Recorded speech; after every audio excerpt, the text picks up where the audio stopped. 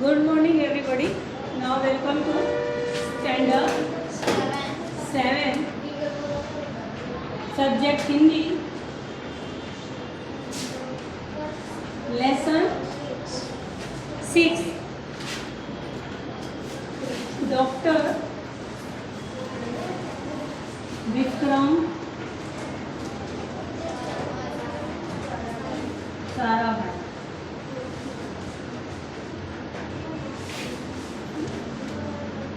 Part 1. ठीक है, आज हम इस लेसन को एक्सप्लेन ही करने वाले हैं. Doctor Vikram Sarabhai lesson. सभी लोग अपनी अपनी बुक खोलें.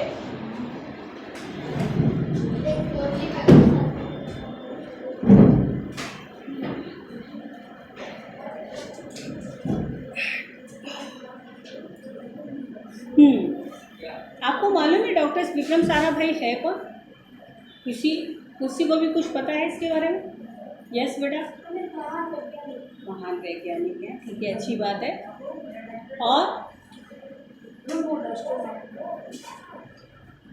धीरे, हाँ, आपको पता है कि हमारे जीवन की जो सुख सुविधाएं हैं, जो आज हम सुख सुविधाएं ले रहे हैं, क्या माइक्रोवेव है घर में, हमारे फ्रिज है, और भी इलेक्ट्रॉनिक सामान है, क्या कहते हैं, एसी है, कूलर है, ये बल्ब है, ये पंखे हैं, ये जितने भी गैजेट्स हैं हमारे घर में, ठीक है, वो बनाने वाला कौन है? अरे नहीं, वैज्ञानिक हैं. और डॉक्टर विक्रम साराभाई, ये अभी आपको इसरो के बारे में पता है? हमारे अहमदाबाद में इसरो है. हाँ, नारायण गुरु के सामने जो है इसरो का जो है प्लांट है पूरा. तो वो विक्रम साराभाई ने ही उसको डेवलपमेंट किया है, उसको उसकी जो है फाउंडेशन रखी है. ठीक है, तो हमारे जीवन में सुविधापूर्ण बनाने में वैज्ञानिकों का प्रमुख योगदान रहा है. प्रस्तुत इकाई यानी कि जो लेसन है, इसमें विक्रम साराभाई जैसे अद्भुत व्यक्तित्व के से परिचित कराती है, जिन्होंने विज्ञान, प्रौद्योगिकी, शिक्षा, उद्योग और वाणिज्य, व्यवसाय और प्रबंध आदि अनेक क्षेत्रों में देश की प्रगति के लिए उल्लेखनीय कार्य किया. उनके जीवन की घटनाओं से प्रेरित होकर अवलोकन, परीक्षण और परिश्रम से वैज्ञानिक दृष्टिकोण विकसित कर हम भी महान आगे वैज्ञानिक बन सकते हैं और मानव जनजाति की अनुपम सेवा करें. अब हम विक्रम साराभाई के बारे में पढ़ते हैं. एक ऐसे महान वैज्ञानिक थे, जब वे मात्र 2 वर्ष के थे तब गुरुदेव रविंद्रनाथ ठाकुर, सुना है? रविंद्रनाथ टैगोर के बारे में सुना है ना? क्या उन्होंने बनाया, लिखा है, जिसको हम हर दिन गाते हैं?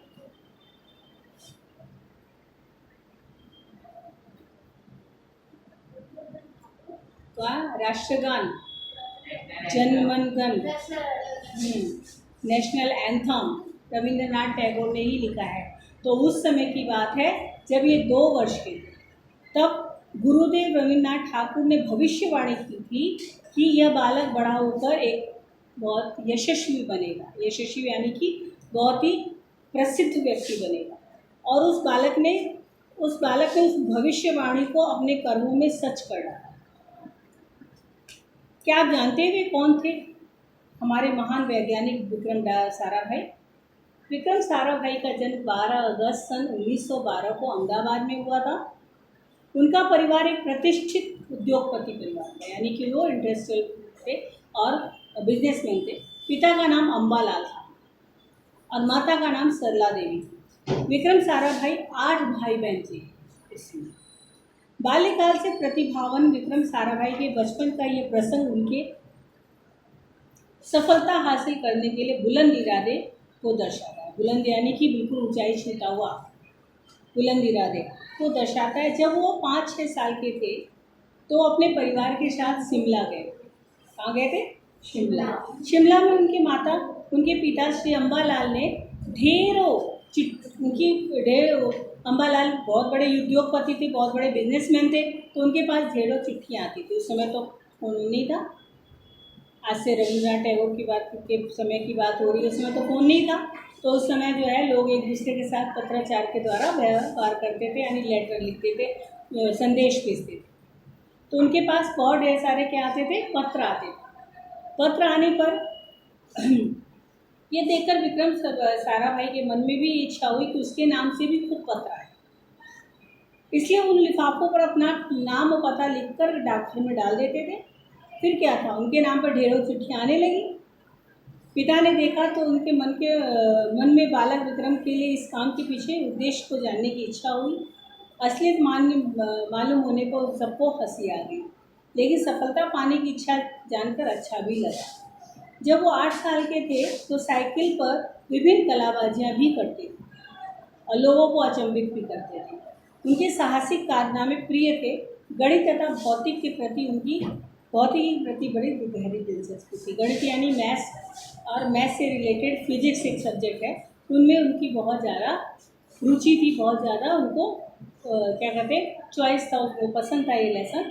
और उन्होंने मैट्रिक की परीक्षा सन 1934 में पास की और सन 1934 से लेकर 1937 में गुजरात कॉलेज का नाम सुना है आप लोगों ने?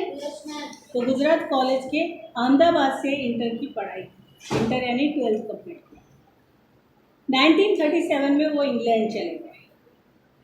सन 1940 में कैम्ब्रिज यूनिवर्सिटी का नाम सुना है?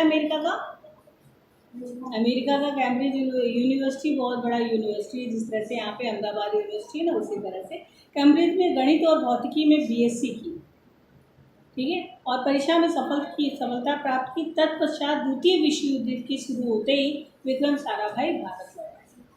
भारत में उन्होंने सर वीवी रमन, ये इनके गुरु हैं, हाँ, वीवी रमन और डॉक्टर होमी भाभा का सानिध्य मिला, यानी उनका साथ मिला।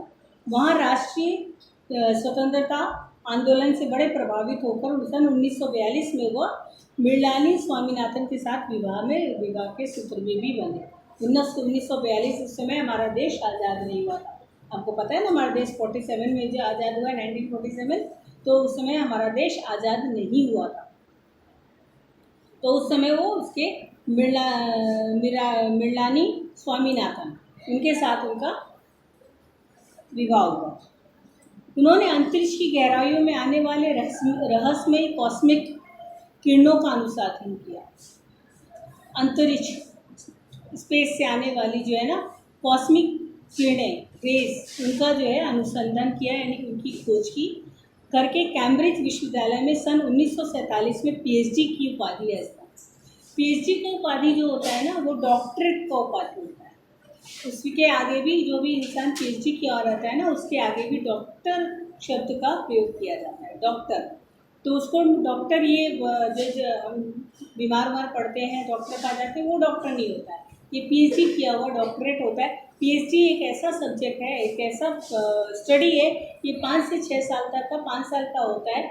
ये 5 साल में कोई एक टॉपिक, जैसे इन्होंने कॉस्मिक किरणों पर अनुसंधान किया, खोज की, कोई भी एक टॉपिक ले लिया, कोई भी सोलर प्लेनेट का टॉपिक ले लिया, कोई भी अर्थ से रिलेटेड कोई भी टॉपिक ले लिया, कोई भी सोशल रिफॉर्मर से टॉपिक ले लिया, उस टॉपिक पर पूरी थीसिस तैयार करनी पड़ती है। 5 साल तक उसके बारे में जानकारी प्राप्त कर करके उसकी थीसिस, यानी कि उसके बारे में लिख करके तैयार किया जाता है।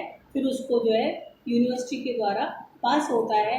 पास होने के बाद जो है फिर आपको डॉक्टरेट की उपाधि मिलती है। तो उन्होंने भी पीएचडी किया, उसको हम पीएचडी बोलते हैं। पीएचडी की उपाधि हासिल की। ब्रह्मांड तथा सौरमंडल में कई जटिल प्रश्नों का प्रायोगिक हल निकालने का श्रेय डॉक्टर विक्रम साराभाई को प्राप्त हुआ। यह उन्हीं का सुझाव था कि कॉस्मिक किरणों पर प्रयोग के लिए हिमालय की ऊंची चोटियां सर्वाधिक उपयुक्त और अनुकूल हैं। इसलिए भारत सरकार ने गुलमर्ग के वैज्ञानिक उपकरणों के लैस का एक प्रयोगशाला स्थापित की। डॉक्टर विक्रम साराभाई ने अपने निजी प्रयासों के द्वारा सन 1947 में भौतिक अनुसंधान प्रयोगशाला अहमदाबाद में स्थापित की, जो इसरो के नाम से आज भी डॉक्टर विक्रम, जिसमें आज जन्म संबंध रहे। साथ ही उन्होंने देश में वस्त्र उद्योग की तकनीकी समस्याओं से को हल निकालने का भी उद्देश्य अहमदाबाद में textile industries research association आधारशाला।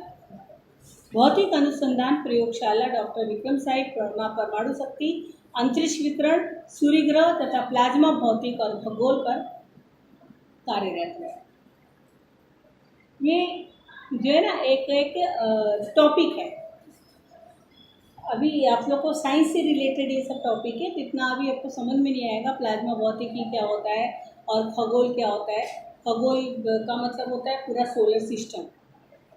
Solar system के बारे में भी उन्होंने पूरी, और प्लाज्मा भौतिकी एक फिजिक्स है। फिजिक्स के अंदर एक टॉपिक होता है। फिजिक्स जो है एक सब्जेक्ट है। अगर अभी आप बड़े जब जाओगे ना, जैसे जैसे बड़े होगे, 12th के बाद ये सारे सब्जेक्ट है। अगर 12th में 10th के बाद आप साइंस लेते हो तो उसमें फिजिक्स आएगा। तब याद रखना कि हाँ, ये फिजिक्स के बारे में ज्योति मैम ने बताया था। भौतिक कुछ को बोलते हैं, एक रासायनिक होता है, वो केमिस्ट्री कहलाता है। ठीक है। सन 1961 में परमाणु ऊर्जा आयोग के सदस्य बनाए गए ये, और उसके बाद जो है डॉक्टर भाभा की मृत्यु के पश्चात परमाणु ऊर्जा संस्थानों का भार युवा वैज्ञानिक डॉक्टर विक्रम साराभाई के कंधों पर ही आ गया। उन्होंने भारतीय अनुसंधान केंद्र का गठन किया। डॉक्टर विक्रम साराभाई इससे पहले के अध्यक्ष बने रहे। यह उनकी अगुवाई एवं अथक परिश्रम का ही परिणाम है। भारत में दूरसंचार यानी कि टेलीफोन है, दूरदर्शन यानी कि ये टीवी में जो आते हैं प्रोग्राम, और मौसम विज्ञान जो मौसम के बारे में जानते हैं के लिए प्रक्षेपित अनेक उपग्रह बनाए, अंतरिक्ष में सफलतापूर्वक कार्य किया। डॉक्टर विक्रम साराभाई ने अपना संपूर्ण जीवन भारत तथा विज्ञान के समग्र विकास के लिए समर्पित कर दिया। भारत के विज्ञान में उत्कृष्ट योगदान के लिए उन्हें कई राष्ट्रीय और अंतर्राष्ट्रीय सम्मान भी प्राप्त हुए। सन 1962 में उन्हें डॉक्टर शांति स्वरूप भटनागर पुरस्कार और 1966 में पद्म भूषण तथा सन 1972 में मरणोत्तर पद्म भूषण और अलंकारों से नवाजा गया।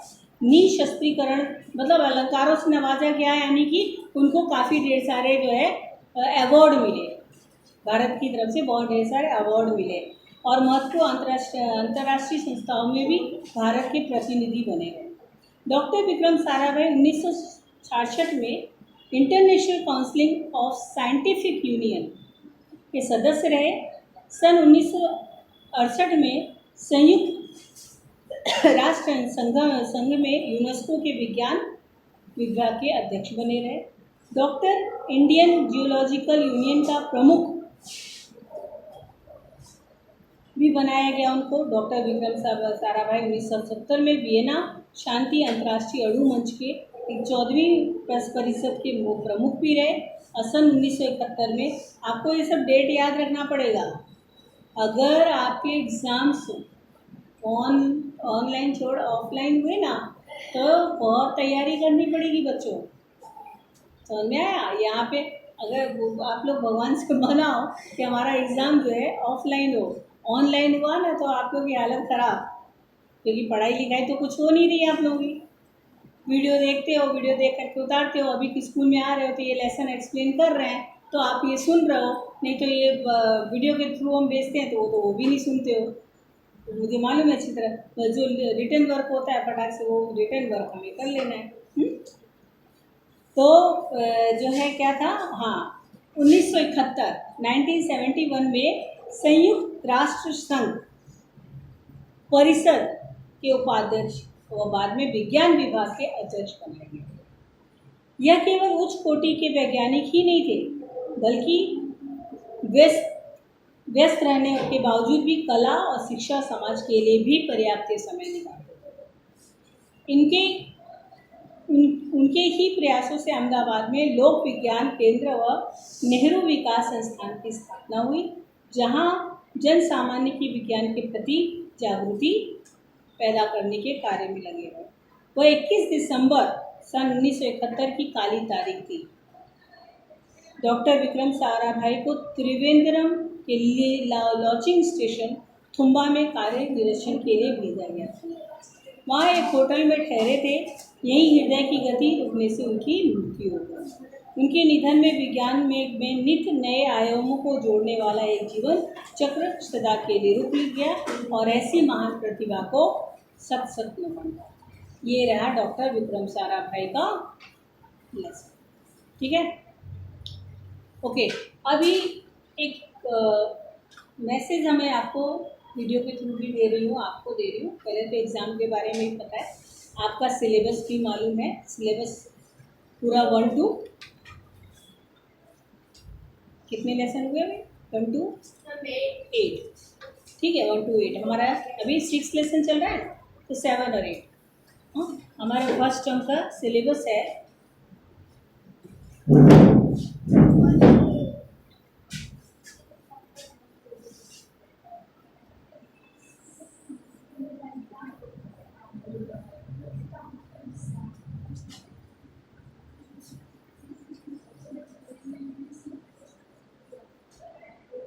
लेसन 1 to 8 जितना भी आपके पास पर करवाया है उसमें से कहीं से भी पूछना पड़ेगा। आप लेसन को अच्छी तरह रीड कर दो। लेसन में से ही देखो, आपको पता है पेपर स्टाइल आपका, पेपर स्टाइल क्या है? 40 answer in 1 word,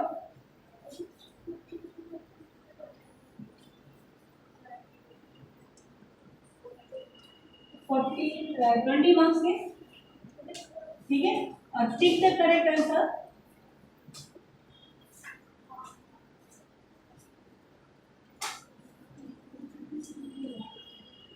tick the correct answer, ये भी 20 मार्क्स का। लेकिन इसमें आपको पता है ये 20 मार्क्स का है, तो इसमें 20 क्वेश्चंस होंगे। क्वेश्चंस कितने होंगे? क्वेश्चन 20 होंगे, लेकिन इसमें क्वेश्चन 40 मार्क्स है, क्योंकि टिक करना होगा आपको, इसलिए हाफ मार्क्स के। तो 40 क्वेश्चन प्लस 20 यानी 60 क्वेश्चन। ठीक है, 60 क्वेश्चन निकालने हैं। तो हर एक लेसन में से कोई न कोई जो है, जैसे अभी डॉक्टर विक्रम साराभाई के बारे में पढ़ा है, तो हम इसमें से कुछ भी पूछ लेते हैं कि डॉक्टर विक्रम साराभाई ने इंटरनेशनल काउंसिल साइंटिफिक यूनियन कौन सी डेट को किया था, या किस सन में किया था। या ऐसे ही पूछ सकते हैं 1966 में डॉक्टर विक्रम साराभाई जो है किस यूनियन के सदस्य बने। ठीक है, तो इस तरह के क्वेश्चंस रहेंगे। तो आपको जो है ये पूरे लेसन को रीड करना है अच्छी तरीके से। ओके, अभी ये लेसन तो एक्सप्लेनेशन कंप्लीट हो गया, ये भी आपको समझ में आ गया कि हमारा first term syllabus lesson 1 to 8 है और आंसर इन 1 वर्ड 20 मार्क्स के हैं, तो उसमें क्वेश्चन 20 होंगे और tick the correct answer 20 marks के वो 40 होगा। और उसके बाद ये पार्ट ए है, ये क्या है? Part A.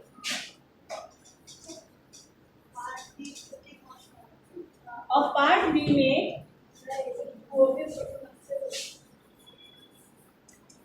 में उसमें क्वेश्चन आंसर, बड़े क्वेश्चन आंसर, छोटे क्वेश्चन आंसर और ऐसे राइटिंग, लेटर राइटिंग, इस तरह से जो। तो अभी आपका हिंदी है, तो हिंदी में आपको पता है ये निबंध लिखना ही होता है, निबंध लिखना होता है, पत्र लिखना होता है, कहानी लिखना होता है। ये 3 चीज़ तो आप शुरू से करते आ रहे हैं, तो इसको तो बताने की ऐसी ज़रूरत नहीं है। और ये सब अनसीन होता है। अनसीन मतलब कि आपको पता नहीं रहेगा कि कौन सी कहानी पूछी जाएगी, कौन सा निबंध पूछा जाएगा और कौन सा पत्र पूछा जाएगा। ठीक है, ये आपको एट द मोमेंट वहाँ पे पता चलेगा। गवर्नमेंट से पेपर निकाल, हाँ नहीं, पेपर हम निकालना। ठीक है, पेपर तो मैं ही निकालूंगी, गवर्नमेंट की वर्कशीट्स आती है, इस बार शायद गवर्नमेंट की वर्कशीट मिलेगी आपको, है ना? ओके, चलो 90 मिनट्स हुए हैं, तो हम तब तक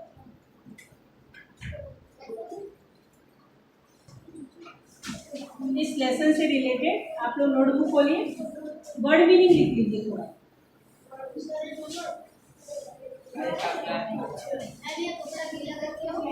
नहीं, अभी लिखना है मुझे। ओके, पार्ट 6 का शब्दार्थ।